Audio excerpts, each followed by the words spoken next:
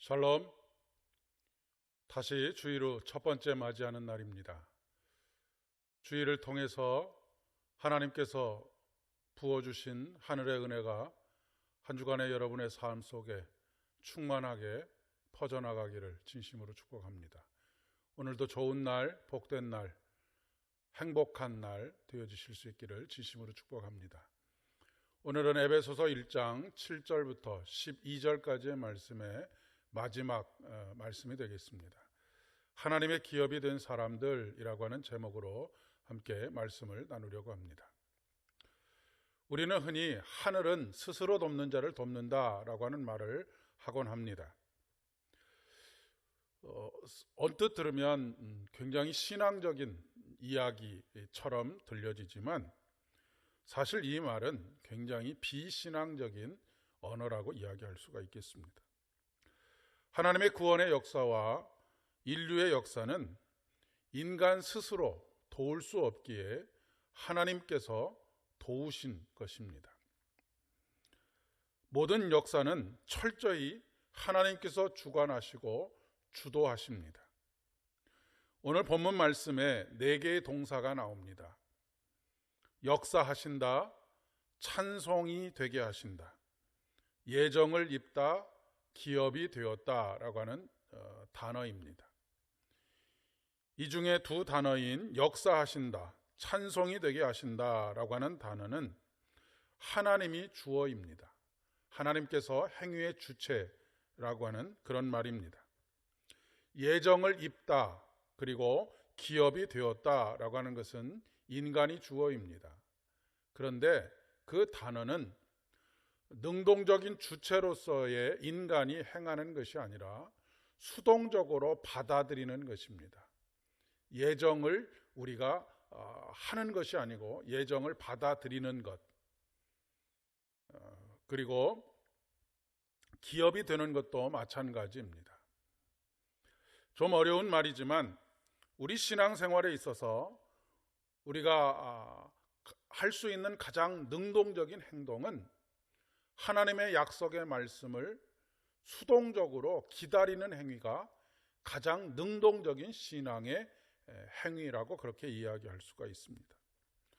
그렇기 때문에 우리가 신앙적으로 훈련해야 할 것은 우리가 능동적으로 주도적으로 무엇인가를 계획하고 그 계획을 목표 달성하기 위해서 몸부림을 치는 것이 아니라 하나님의 주도적인 계획과 능동적인 구원의 행위를 수용하고 받아들이는 것이 가장 신앙적인 모습이라고 이야기할 수 있습니다. 그렇지 않을 경우에 늘 우리의 선택은 우리를 어긋난 잘못된 길로 인도하게 됩니다. 그 하나님께서 모든 일을 그 마음의 원대로 역사하시는 자의 뜻을 따라 우리가 예정을 입어 그 안에서 기업이 되게 하셨으니 라고 오늘 본문은 말씀하고 있습니다. 하나님께서 우리 각자 한 사람 한 사람 그분의 마음의 원대로 주 안에서 기업이 되게 하셨다라고 하는 것입니다. 오늘 본문에서 말하는 기업은 헬라어로 클레로스라고 하는 단어를 사용합니다. 그 뜻은 무엇이냐면 제비를 뽑다 혹은 몫을 나눈다라고 하는 뜻을 가지고 있습니다.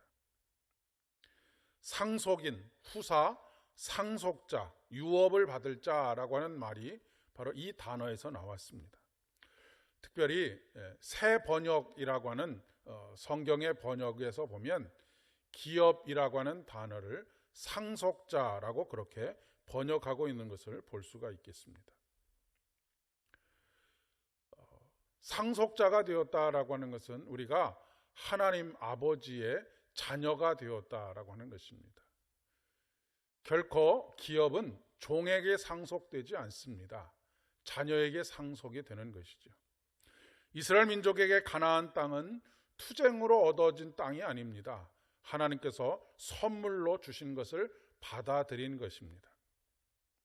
우리의 삶은 투쟁으로 일구러 가는 것이 아닙니다. 하나님께서 선물로 주신 삶을 받아들이는 것입니다.